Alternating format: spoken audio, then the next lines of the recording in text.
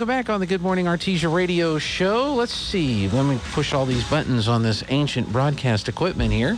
Pastor Jason Perry from New Hope Baptist Church joins us. Good morning to you. Good morning. Good morning. Yeah, all this antique, this is not antique compared to what we were looking at earlier. We've been laughing out in the lobby here. We believe it or not, folks, we even have older things in the building. I had a lady call me from Roswell. They were doing some kind of a museum type function, and she said, "Do you have anything at your radio station that you could loan us that we could have on display?" And I said, "Well, unfortunately for us, all of our old stuff is in use. If I loaned you something, I'd be off the air." You know what? You're telling the truth. We were out there, and when I saw your first cabinet there, and opened it up, was showing him the record player inside and everything. And then a few minutes later, I thought, wait, that's plugged up. And I got close enough, and it's playing the radio. Yeah, that's our $5. Lana found that at a yard sale or garage sale for $5 and hauled it down here. And we have some other radios. This one in the hall that has our mail basket and stuff on actually has in it an 8-track. I was going to ask if I had an 8-track. I kept looking for one with an 8-track. Yeah, I couldn't find it. And not just an 8-track player. It's an 8-track recorder. Wow. So you could put your blank 8-track tape in there and you could record, because you're probably too young to remember this. Player is, I know what it is. Yeah. Back in the day when we had a song that was our favorite song, we would listen to the radio and we'd have our cassette recorder standing by, and when the song came on the radio, we'd record that song so that we could play that song back if that was our favorite song. Wow. Nowadays you just ask Siri and it just shows up. Well, late in the 1960s, early 70s, you could take your album down to, I think it was a Radio Shack in downtown Roswell, and they'd make you a bootleg copy of the album on an 8-track. Yeah. Of course, all the music was so long back then that it would last from track 1 to track 2. So in the middle of the song, you had that 2 or 3 second click for it to. Yeah, especially if it was going from tracks 1, 2 to 3, 4. And you know why it was called an 8-track? No, sir. Well, each stereo is 2 tracks, so you have 1 and 2. And then because of the length of the tape and the amount of content on there, after it played so much content, you'd hear the clicking, click, click, click, and the heads would shift down and would play tracks 3 and 4. Oh, wow. And then after that period of time was done, you'd hear it go click, click, click, and the head would shift again, and then it'd play 4 and 5, and then 5 and 6, and then it'd play 7 and 8, and then it would click, clack, and go back to the top. Which people liked. Which is also why an 8-track player did not have a rewind button on it. That's right. Fast forward only. So the good side was you didn't have to rewind or flip the side. It would just continuously play through all the songs. Whereas if you had a cassette or a record, when you got to the end of the record, you'd have to turn the record over and start it over. On the cassette, you'd have to flip the cassette over. You'd have to rewind the cassette to play it back.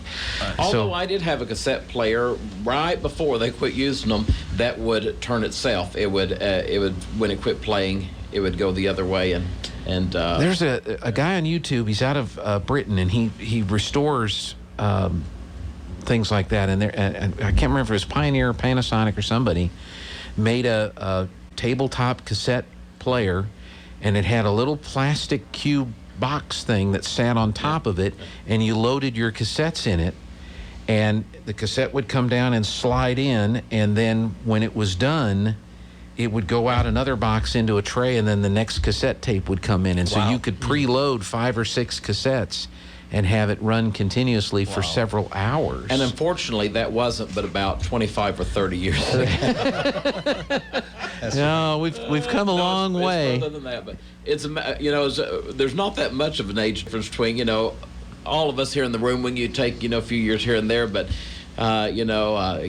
take your time. When you still had party lines, probably. I'm aggravating you. We did. You did? We did. Yeah, growing up in Iowa, we had a party line. You know what that is? Absolutely. Yes, sir. But you don't know. 3 or 4 families would share one phone line. And if it was for you, if it was for your house, it would ring a certain way. If it was for your house, it'd ring a certain way. But That's right. Anybody that was on that party line could pick up the phone and hear whatever else was going on. Right. And I remember picking up the phone and hearing people talking. And I'm going, Mom, Mom, there's people on the phone. And she came in and hung it up, said, never. You hear people talking on there, you hang up right away. Don't listen in on other people's conversations. So and we had one phone in the house. Yeah. And it was a big black phone. And it was permanently connected to the wall. Permanently on the wall. It hung on the wall, and in order to have a private conversation, we had like a 10-foot long cord, and we could go into the back porch and close the door to the back porch. So if I wanted to have a private conversation with somebody, that's how I had a private conversation. I went on the back porch with the dog. In the early 60s, my wife lived northwest of Roswell, out by the pecan farms, and Dr. Goddard flew his plane out of gas, landed on their property a couple times, walked up the house and asked if he could use the phone, only to hear that they had no phone. Wow. Wow. And that was in the 60s. Yeah, it took a while for that. When I first moved to Artesia, and this was 91, they still had the old mechanical switching system in the toll office, in the central office over here. And so, well, they didn't have the operators. They had automated that. Okay, but good. it was the mechanical, so rows and rows of all these relays. And so when you dialed a number, you'd hear the relays clicking, clacking, clacking, clacking while it made that connection. And you didn't have to dial 74. So you could just dial 62751 and call would go right on through. Now we're about to have to add our... We have. We've already started that. We haven't added the area code. Yeah, now you have to add the area code. But back, when I first moved to Artesia, if you wanted to call the station, it was just 62751. That's how I was reading an article about Apple Computer. And I can remember Steve Jobs' partner, but that's what he developed as a way to some software that they could call long-distance phones without paying the toll. So they were selling this little black box or whatever they called it to everyone that they knew, and it was just a way to super invent the system and get a free call. Yeah, so it's a lot different. Now we need a cell phone to text our wife who's in the kitchen if you're in the living room to ask for a glass of tea. That happens Saturday. We need a satellite to help us do this. Saturday, I'm at the Wool Bowl. We have the Bronco football game going on, and Scott Galletti is doing the play-by-play, and I'm in the next booth hooking up the wireless mic for the official and all that, and all of a sudden my phone rings, and it's Scott. And I walk around the corner and said, are you calling me? I'm right here. We're that lazy. We are literally that way. And it's a wonder why the average American is obese. Anyway, we'll leave that alone and we'll keep going.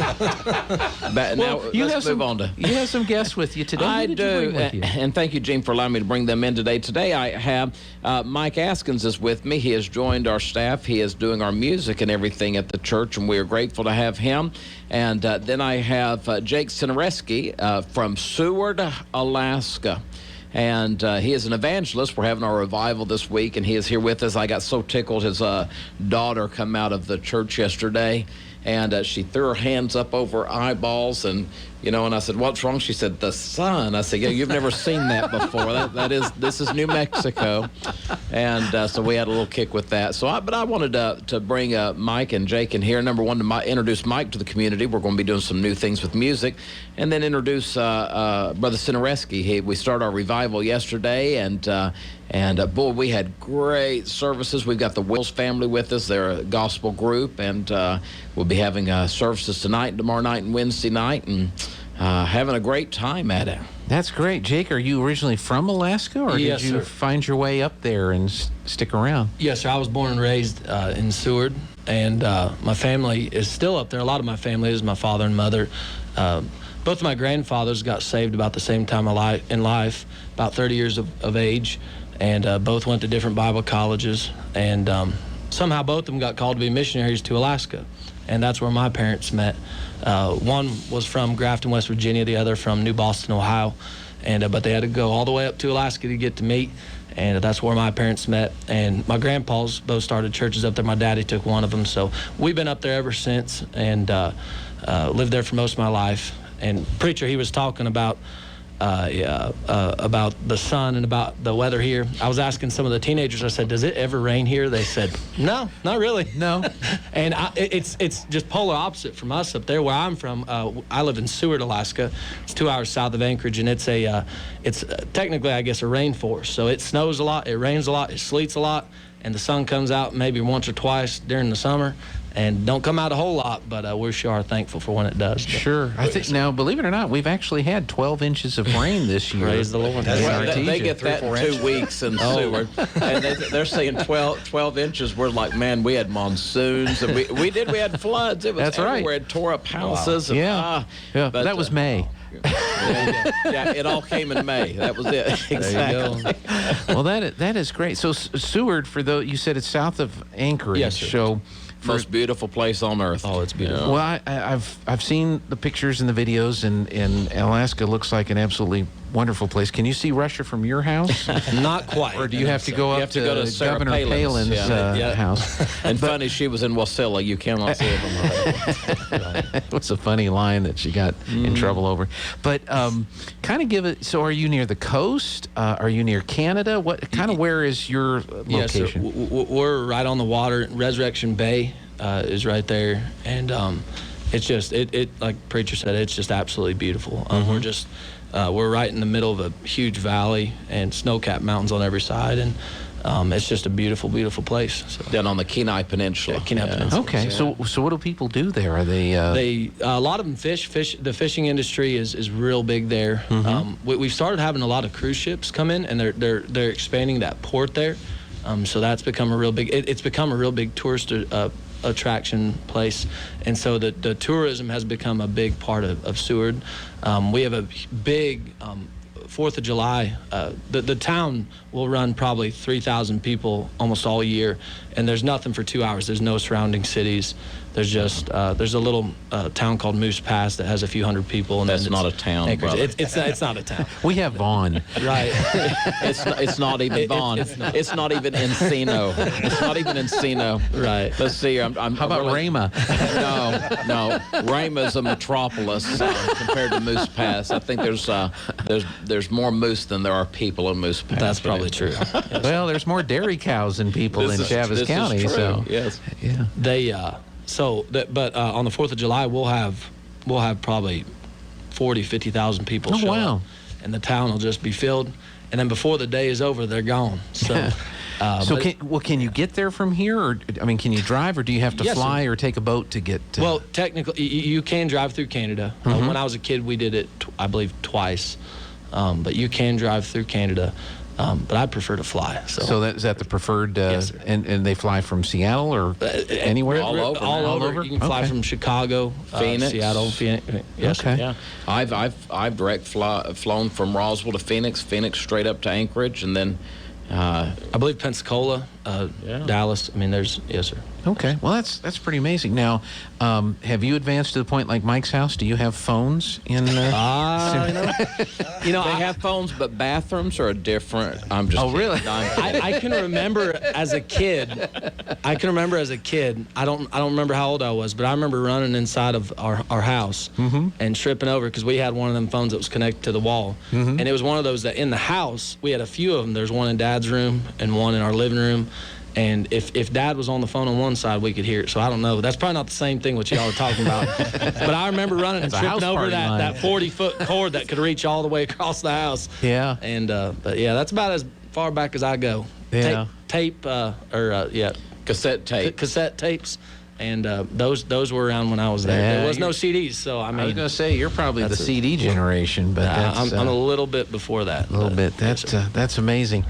We need to take a break if that's okay Sure, for go just a ahead. couple of minutes.